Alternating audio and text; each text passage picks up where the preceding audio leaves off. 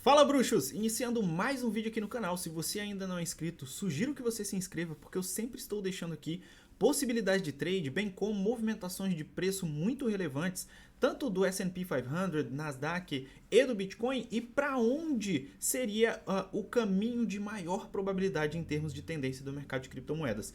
Inclusive, no último vídeo eu deixei 3 oportunidades de trade, e sem contar várias outras oportunidades de trade que eu já deixei aqui. Então, se você não é inscrito ainda, sugiro que você se inscreva, deixa o like aí para ajudar a gente e ativa o sininho para que você sempre seja avisado de antemão sempre que eu lançar novos vídeos aqui, beleza? Então, hoje a gente vai fazer uma análise da Nasdaq, do S&P 500. Na verdade, vamos nos limitar na Nasdaq, que tem que mostrar uma correlação com o Bitcoin um pouco maior. Então, vamos fazer uma análise da Nasdaq, do Bitcoin e ver se temos alguma possibilidade de trade, beleza? Então, vamos começar.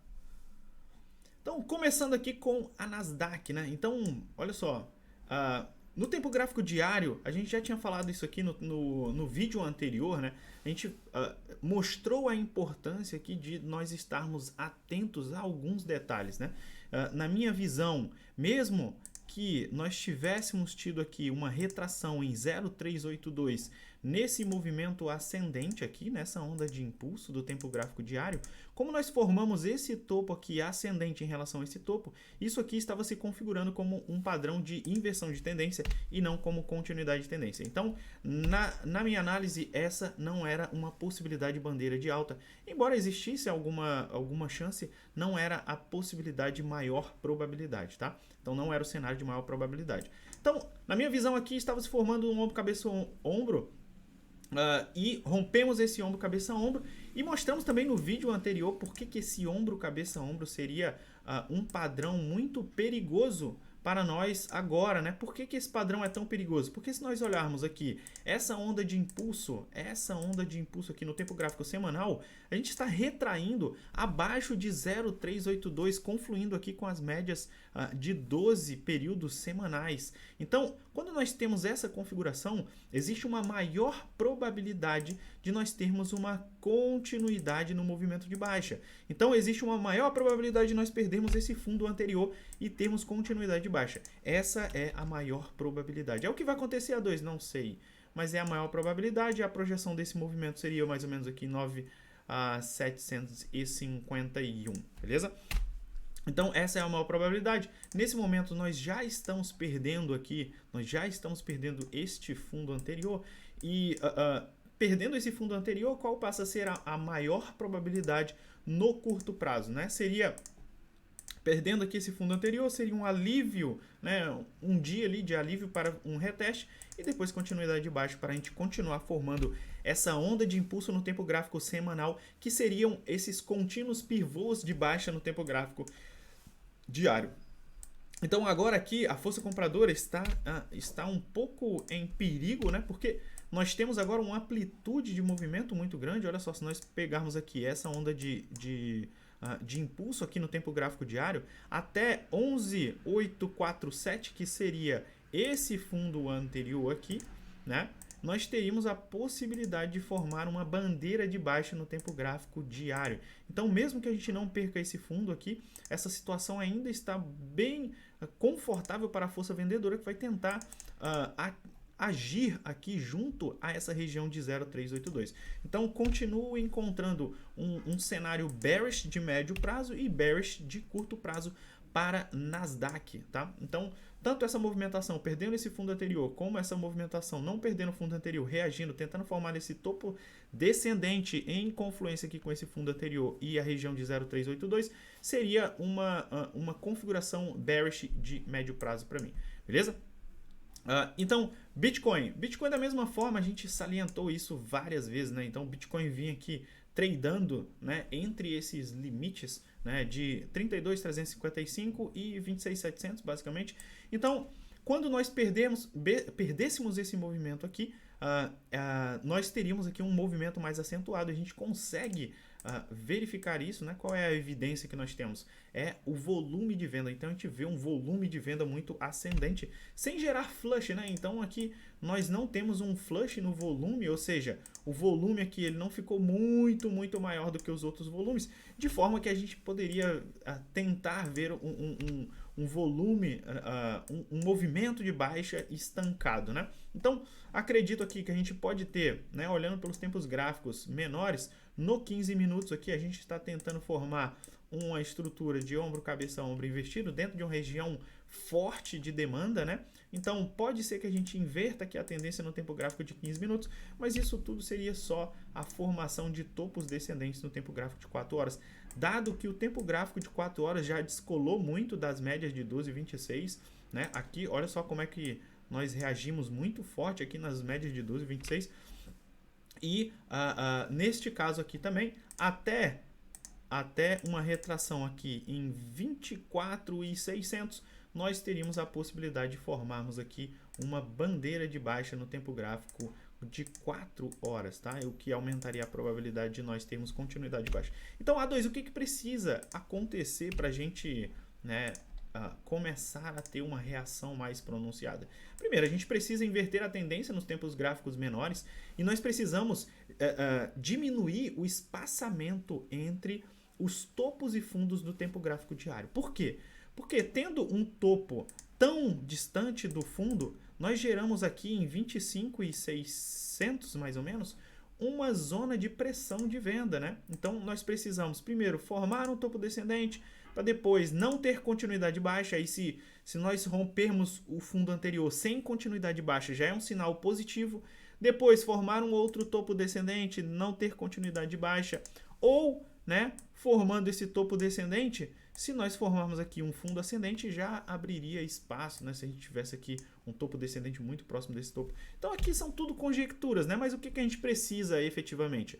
O tempo gráfico diário ele vai ter que aproximar topos e fundos. Com o topo tão longe do fundo assim, não há o que se falar em inversão de tendência. É muito difícil, a não ser que nós tivéssemos aqui um V-shape, né, que é quando você tem a inversão de tendência no tempo gráfico, nos tempos gráficos menores, e entra uma força compradora muito grande que te leva muito próximo dos teus topos anteriores. Mas para isso acontecer no Bitcoin, isso teria que acontecer também na Nasdaq. E como nós estamos vendo todo um cenário macroeconômico ainda se desenhando, a gente tem reunião do Fed essa semana ainda. Então, como nós estamos vendo um cenário macroeconômico negativo se desenhando, acredito que não teríamos essa reação em V-shape. Então, se não temos essa reação em V-shape, nós precisamos encurtar essas distâncias entre topos e fundos no tempo gráfico diário para que a gente consiga, né, ter um movimento mais relevante de inversão de tendência, beleza? Então, no último vídeo a gente falou aqui sobre algumas oportunidades de short, né? A gente falou aqui sobre esse triângulo descendente aqui em Solana, falamos aqui sobre esse triângulo descendente aqui em Solana, né? Então, aqui nós temos aqui o triângulo descendente em Solana, né? Nós também falamos aqui sobre esse triângulo descendente em Ethereum, né? Falamos aqui sobre esse triângulo descendente em Ethereum. E em Celo também nós mostramos aqui esse triângulo descendente.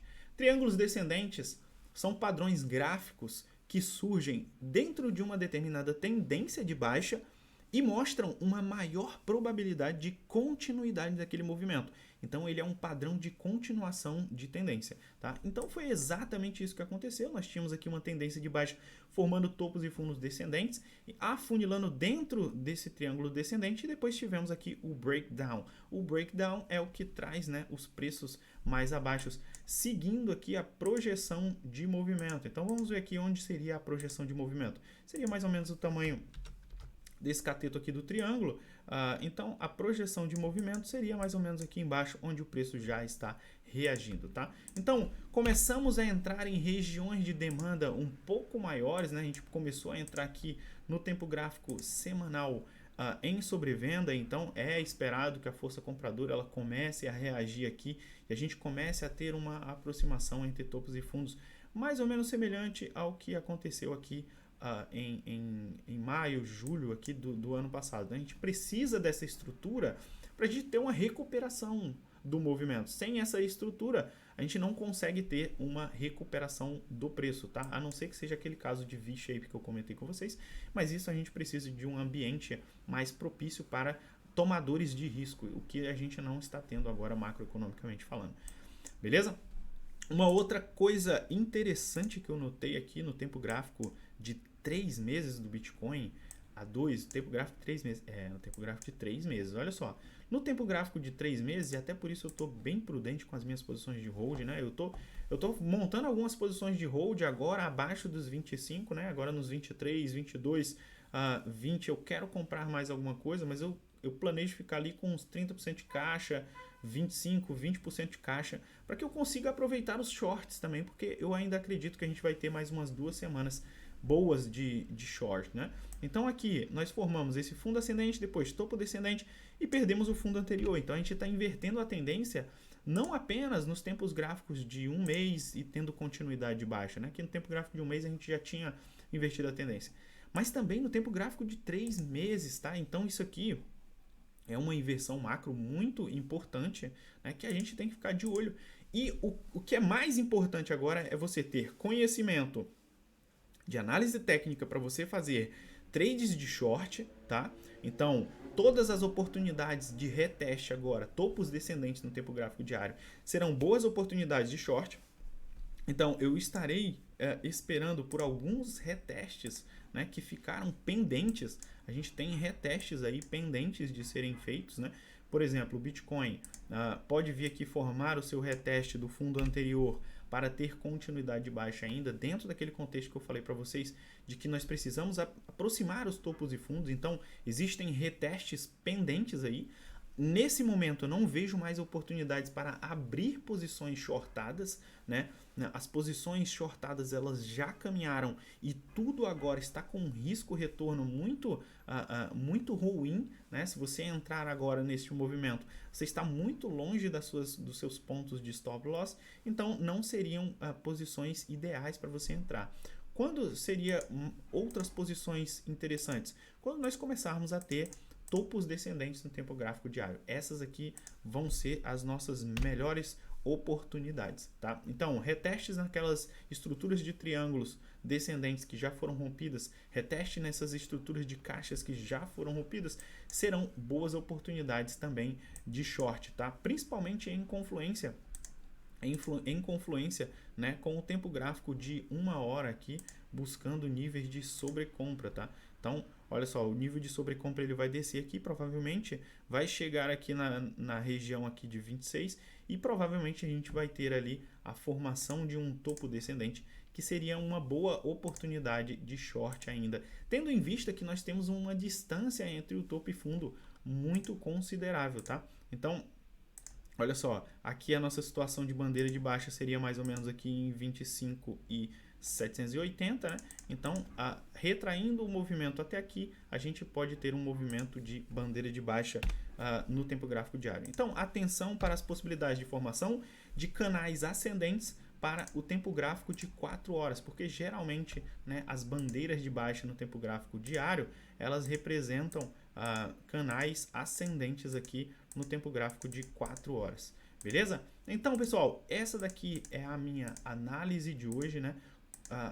De olho nesse tempo gráfico de 3 meses, invertendo a tendência. Aqueles que estão comprando para hold, façam o seu dever de casa, mantenham um caixa limite para um determinado nível extremo do Bitcoin. Por exemplo, nível extremo de Bitcoin, 20 mil, 19 mil, 15 mil. Estabeleça um limite para o Bitcoin, um limite crítico, e tenha caixa para aquela situação.